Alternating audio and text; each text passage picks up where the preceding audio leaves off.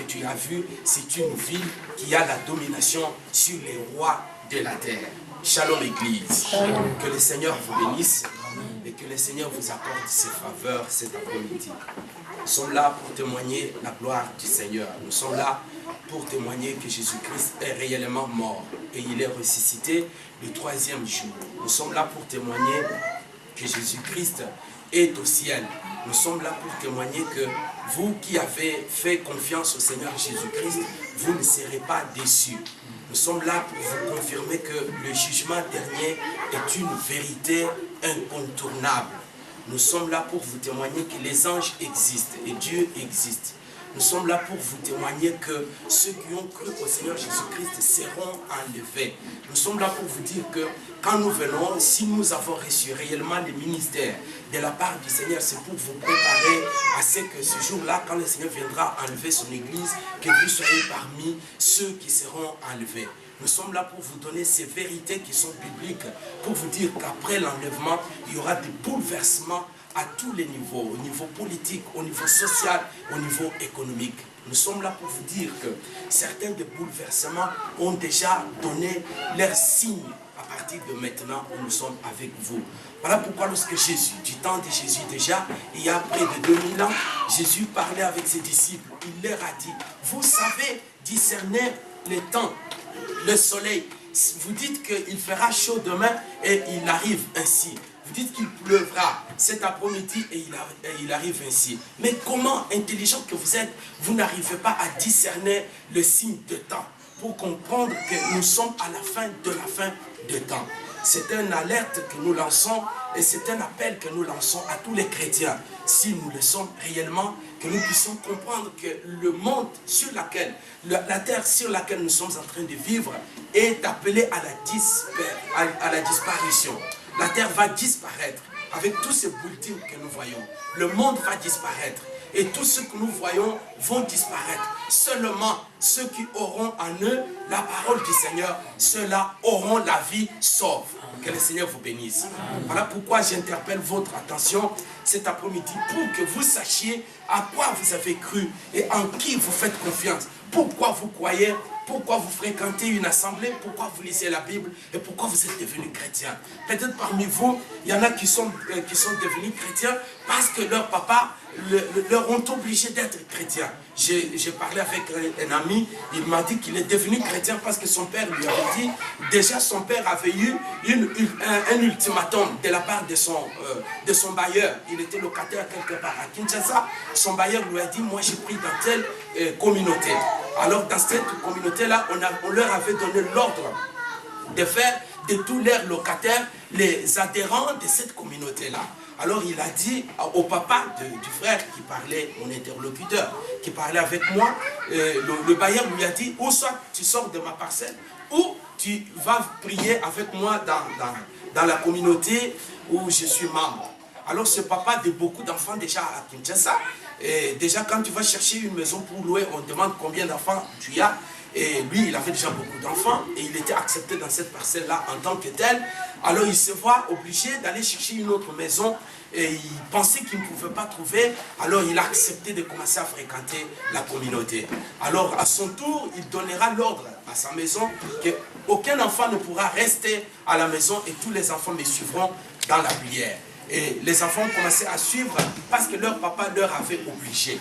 Mais curieusement, dans cet ultimatum, Dieu va toucher ce frère-là. Et aujourd'hui où je vous parle, il est serviteur de Dieu. Que le Seigneur vous bénisse. Alors, peut-être, vous êtes devenu chrétien parce qu'on vous l'a obligé. Vous êtes devenu chrétien de manière circonstancielle. Vous êtes devenu chrétien parce que vous aviez à l'époque, quand tu étais à Kinshasa, tu avais envie que Dieu te bénisse, que tu viennes en Europe. C'est ainsi que quand tu es venu en Europe, tu as mis le Seigneur dans le placard. Tu es devenu chrétien parce que tu as voulu trouver une bonne femme à laquelle tu pourrais fonder un foyer. Et tu es devenu chrétien parce que tu as peur des sorciers de ton village, comme beaucoup. Peut-être tu as peur des dangers qui peuvent venir dans ta vie. Tu es devenu chrétien pour protéger tes biens. Tu es devenu chrétien pour ne pas mourir. Alors aujourd'hui, j'ai un message pour toi. Je voudrais te dire que nous sommes devenus chrétiens pour aller au ciel. Amen. Amen. Pour entrer dans le royaume du Seigneur Jésus-Christ. dont Jésus-Christ est roi et nous allons régner avec lui. C'est pourquoi nous sommes devenus chrétiens, pour que nos âmes soient sauvées ce jour-là quand le Seigneur viendra. Voilà pourquoi, bien-aimés, la Bible commence par nous dire, de nous permettre, après que nous serions délivrés de nos ennemis, de servir ce Dieu sans crainte tous les jours de notre vie. Ça, c'est un défi, bien-aimés. Parce que lorsque je parlais dans la veillée, nous avions une veillée ici, la nuit du vendredi au samedi. C'est pourquoi la voix devient un petit peu rauque, mais nous essayons de nous faire comprendre. Dans la veillée, j'ai essayé de parler de notre frère Isaac. Ce garçon, il avait entendu qu'il y a un mouvement quelque part. Il savait qu'il y avait dans une ville, le commerce, ça marchait très bien. Dans une ville, une certaine ville, comme maintenant, nous nous retrouvons dans une période de la crise économique. On peut dire qu'à Lyon, il n'y a plus de boulot, il y a beaucoup de gens au chômage. Et puis, on apprend que dans telle ville, il y a des boulots disponibles. Isaac aurait aussi entendu cela. Il savait qu'en Égypte, il y avait du boulot. Il savait qu'en Égypte, il pouvait manger et boire. Il s'est décidé aussi, comme les jeunes gens, comme les jeunes couples à son époque, de faire un déplacement et de séjourner en Égypte. C'est alors que Dieu viendra le voir. Dieu, qu'est-ce qu'il lui dit? Dieu, il n'était pas d'accord de sa décision. Dieu va lui dire, tu vas rester dans cette ville où il y a la famine. Tu vas rester dans cette ville où il y a le chômage. Tu vas rester dans cette ville où il y a la sécheresse. Tu vas rester dans cette ville où il n'y a plus de boulot, où rien ne peut marcher. Mais seulement une chose, je serai avec toi et je te bénirai. Shalom Église. Ça, c'est une parole prépondérante. Et ça, c'est une foi. Sur une parole comme ça, on peut faire confiance. On peut croire en Dieu. Et oui, Isaac l'a fait. Il a fait confiance à la parole de Dieu. Il a fait confiance au messager du Seigneur. Et il a accepté de rester dans cette ville, quelles que soient les difficultés qu'il pouvait affronter. Je vais vous dire une chose, qu'en attendant la bénédiction, parce que Dieu lui avait demandé que je te bénirais. Ça, c'est Dieu qui l'avait dit. En attendant, Isaac, comme nous l'avons dit la nuit, je vois Isaac, il n'a pas croisé les bras. Il ne s'est pas inscrit sur la liste des chômeurs. Il n'est pas allé chercher à toucher les ascétiques. Il n'est pas cherché à aller toucher les primes du travail qu'il aurait déjà fait il y a quelques années.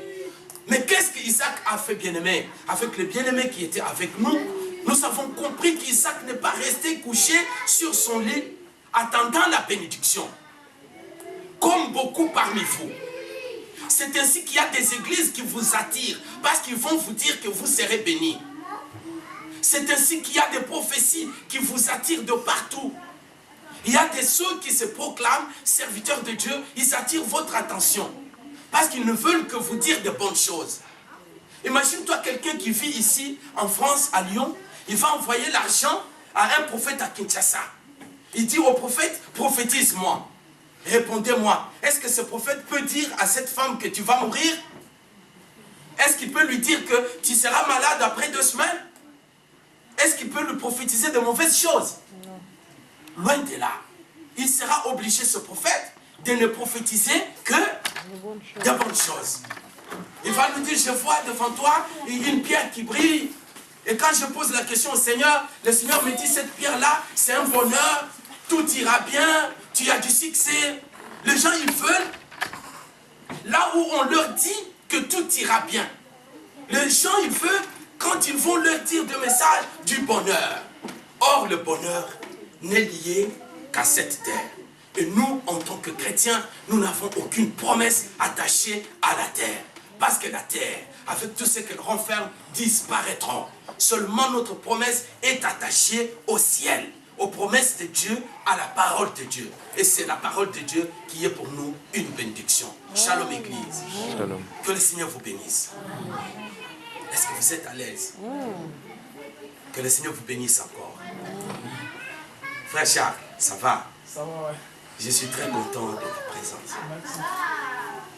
Que Dieu bénisse tout le monde et tous nos bien-aimés qui sont là. Et le Seigneur sera avec nous pendant ce périple que nous sommes en train de voir. Isaac, lui, il s'est mis à prendre sa roue, sa machette. Il est descendu dans la brousse. Il savait que Dieu le bénirait. Il savait que Dieu lui a dit que je te bénirai. Mais lui, il est parti. Il a choisi un endroit qui n'était pas commode et il a commencé